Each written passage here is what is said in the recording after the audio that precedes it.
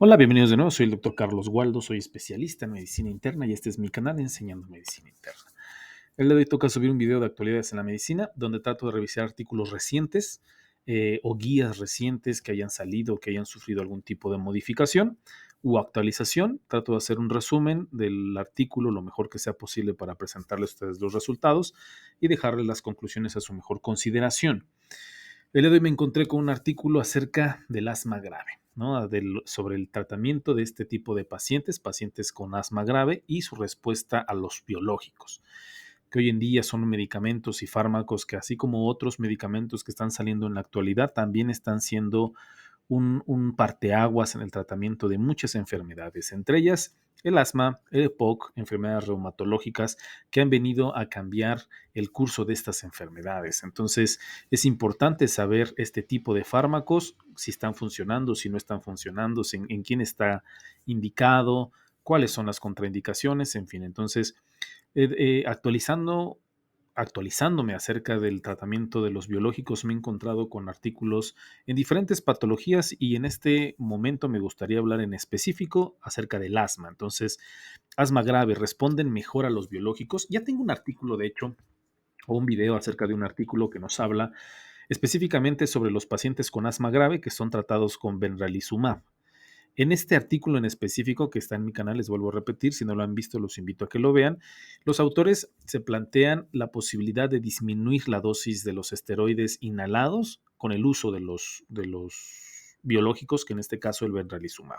Y los autores encontraron, por lo menos en ese estudio, que se podía tener reducciones significativas de la terapia con corticosteroides inhalados, manteniendo el control del asma. Entonces, para empezar en ese sentido, el hecho de disminuir este tipo de fármacos, pues ya es una ganancia.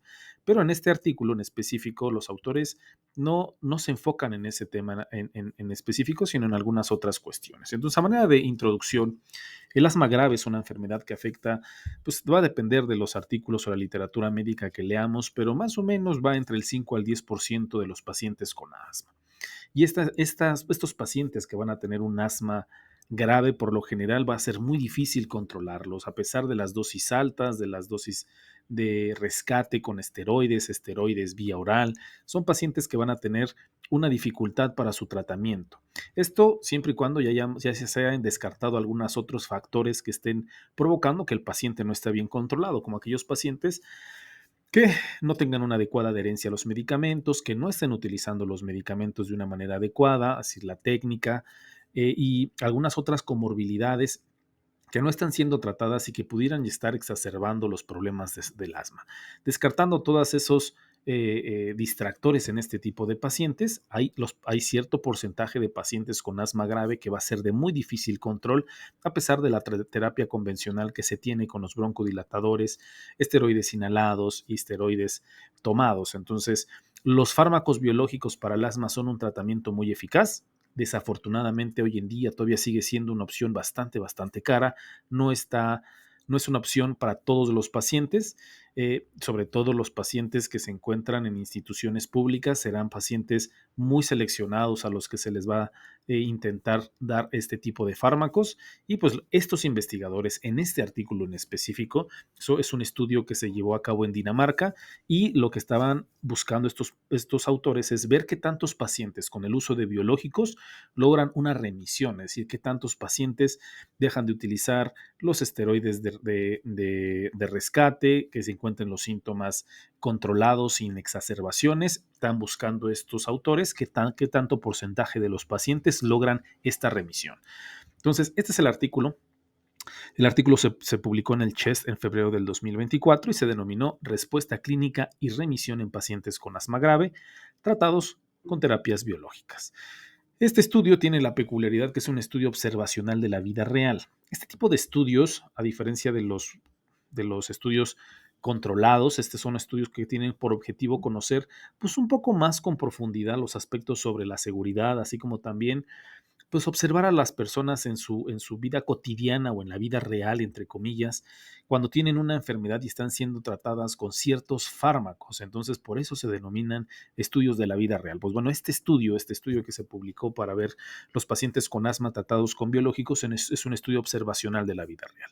Entonces, este estudio fue realizado por Hansen y colaboradores, se llevó a cabo por medio de una corte nacional que tienen en Dinamarca que se denomina Registro Danés de Asma Grave y que incluye a todos los pacientes adultos que reciben terapia biológica para asma grave.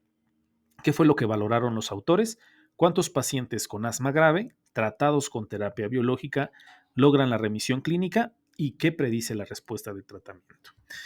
¿Cuál fue la metodología que utilizaron los autores? En este estudio de corte observacional se definió la respuesta clínica al tratamiento después de 12 meses como una reducción del 50% más en las exacerbaciones y o una reducción igual o mayor al 50% en las dosis de mantenimiento de corticosteroides orales. Entonces, vieron dos cuestiones o analizaron dos cuestiones. ¿Qué tanto porcentaje de pacientes tenía esta respuesta clínica y qué tanto porcentaje tenían remisión clínica?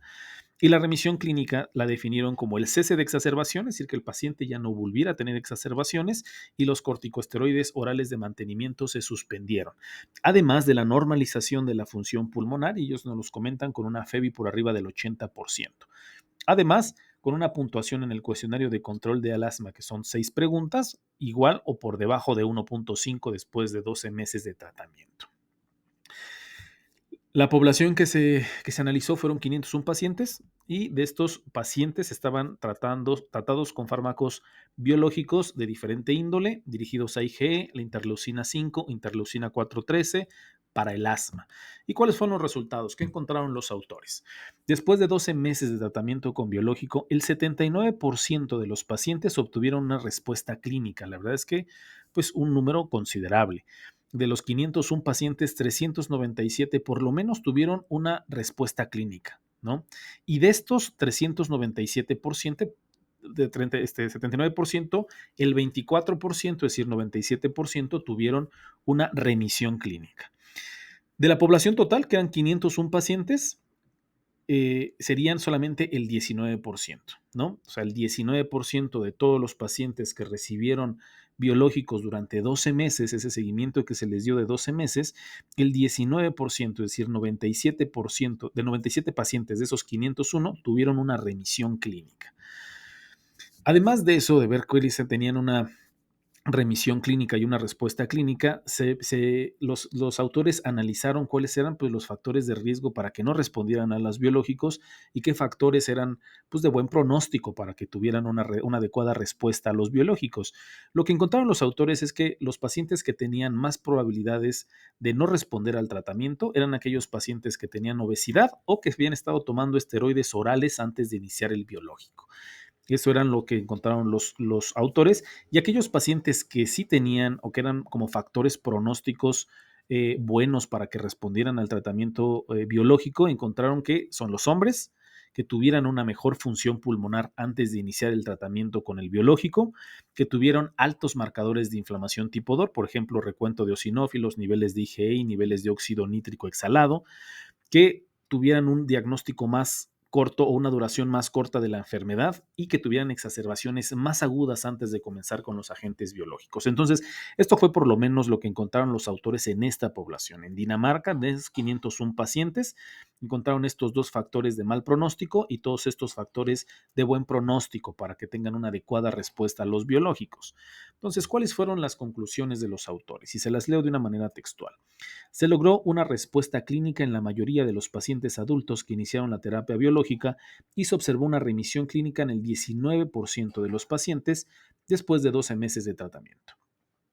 Se requieren más estudios para evaluar el resultado a largo plazo de lograr la remisión clínica con la terapia biológica. Entonces, pues sí, tuvieron por lo menos en este tratamiento de 12 meses el 19% de los pacientes una remisión clínica. Habrá que ver los estudios a más largo plazo, a ver qué tanta remisión se logra durante más tiempo en otras poblaciones, en la latinoamericana. Habrá que ver cuáles son los resultados en nuestra población en específico. A manera de comentario, entonces, existen 6 agentes biológicos hoy en día disponibles en Estados Unidos para el tratamiento del asma grave. Si bien los médicos de primer nivel, o sea, los médicos generales, médicos familiares, incluso los internistas, no somos los principales médicos que iniciamos e indicamos este tipo de fármacos, pues sí tenemos la obligación de conocerlos, porque como dije al inicio de la plática, son fármacos que han venido a revolucionar ciertas enfermedades, que han venido a cambiar el tratamiento por completo. Entonces, sobre todo aquellos médicos que nos encontramos en el sector público y que no tenemos la posibilidad de derivarlo de manera inmediata a un neumólogo, porque pues vamos a ser sinceros, los neumólogos pues en México pues son escasos y en las instituciones públicas pues más.